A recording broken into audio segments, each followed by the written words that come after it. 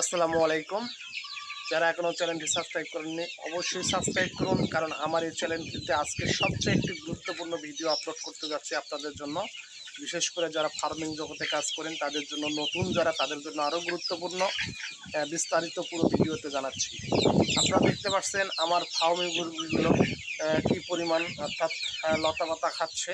অনেকেই ভাবছেন হয়তো লতাপাতাই শুধু এদের খাওয়াচ্ছি, আসলে তা না। আমি এদের গুরুত্বপূর্ণ, অর্থাৎ লতাপাতার সাথে পেঁপে পাতা খাওয়াচ্ছি। পেঁপে পাতার গুণাবলীগুলো আপনারা জানলে অবাক হয়ে যাবে। যারা ফার্মিং নিয়ে কাজ করেন, বিশেষ করে যারা নতুন, যাদের ফার্মে সবসময় মুরগির রোগবালাই লেগে থাকে, তাদের জন্য একটা গুরুত্বপূর্ণ ভিডিও এটি। আপনি শুরু থেকে শেষ পর্যন্ত দেখবেন, অবশ্যই কাজে লাগবে। আপনারা দেখতে পাচ্ছেন এখানে আমার ফার্মে মুরগিগুলোকে, অর্থাৎ 1.5 মাস বয়স চলতেছে এদের। আজকে আমি আরও ভ্যাকসিন দেওয়ার জন্য চিন্তা ভাবনা করছি, ফাউল পক্স ভ্যাকসিন। যাই হোক, সেটা আপনারা অবশ্যই জানেন। এখানে আমি আমার ফার্মে মুরগিগুলোকে লতাপাতা খাওয়াচ্ছি। এই লতাপাতার সাথে আস্তে আস্তে তাদের পেঁপে খাওয়ানো শেখানো হচ্ছে। আপনারা দেখতে পাচ্ছেন যে এই মুরগিগুলো প্রথমে এরা লতাপাতা ঘাস কোনো কিছুই খাচ্ছিল না, কিন্তু আমি আস্তে আস্তে এদেরকে অভ্যস্ত করি।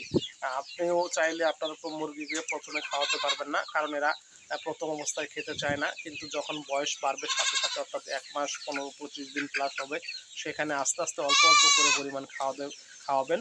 দেখবেন আস্তে আস্তে অভ্যস্ত হবে। আর এই পেঁপে পাতাটা একটা গুরুত্বপূর্ণ, সেটি আপনাদের আমি জানাচ্ছি যে আসলে এটি কি কি কাজ করে।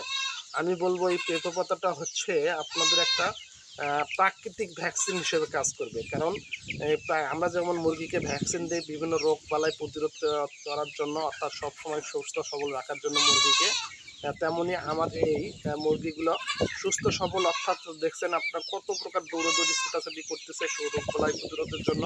এই অর্থাৎ আমি 1 সপ্তাহের হচ্ছে এই পেঁপে পাতা খাওয়ানো প্রায় আজকে হয়ে যাচ্ছে কি, তাতেই আমি আমার ফলাফল বুঝতে পারছি, এবং এর আগেও আমি খাওয়াছি। যাই হোক, আমি আপনাদের বলবো যে আপনার মুরগিকে সবসময় সুস্থ সবল রাখতে এই পেঁপে পাতাটি খাওয়াবেন, এবং তার গুণাগুণগুলো আসলে কতটা কার্যকরী সেটা আপনি নিজেই বুঝতে পারবেন।